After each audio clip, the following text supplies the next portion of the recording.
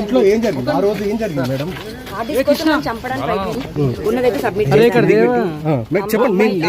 చెప్పండి. అమ్మాయిల వీడియోలు తీస్తుంటాడు అతను, స్క్రీన్ రికార్డ్ తీస్తుంటాడు, హిడెన్ కెమెరాస్ పెట్టి తీస్తుంటాడు.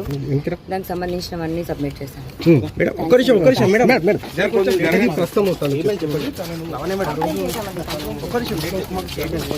కంప్లైంట్ చేశానండి. సబ్మిట్ చేశానండి.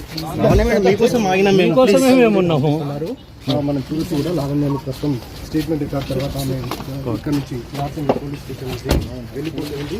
ప్రధానంగా 31వ తేదీ జనవరి 31వ తేదీ తన ఇంట్లో అతను దౌర్జన్యంగా ఇచ్చాడు.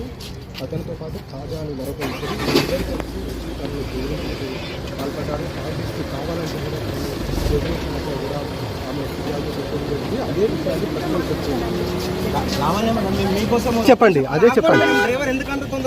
ఒక నిమిషం ఆగండి మీరు. ఇది చిన్న విషయం కాదండి. ఇప్పుడు ఏదైతే బర్స్ట్ అయిందో 2 ఏళ్ల క్రితం జరగాల్సిన కేసు ఒకటి, అప్పటి నుంచి కేసు తప్పుదో పట్టించడానికి నా పైన 7 కేసులు ఇవ్వాల్సి వచ్చింది. నేను ఖచ్చితంగా మాట్లాడతానండి. నాకు టెలిఫోన్ కాల్స్ వస్తున్నాయి. 1 డే ఆగండి, నేనే వస్తాను బయటికి. నేనే అన్ని ఓపెన్ గా చెప్తాను. థ్యాంక్స్ అండి.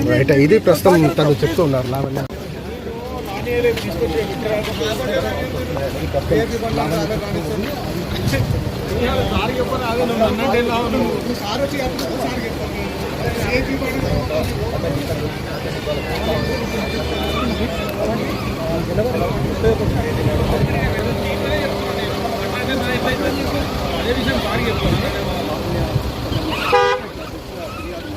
కేసు కూడా నమోదు చేయడం జరిగింది. చెప్పడానికి సంబంధించి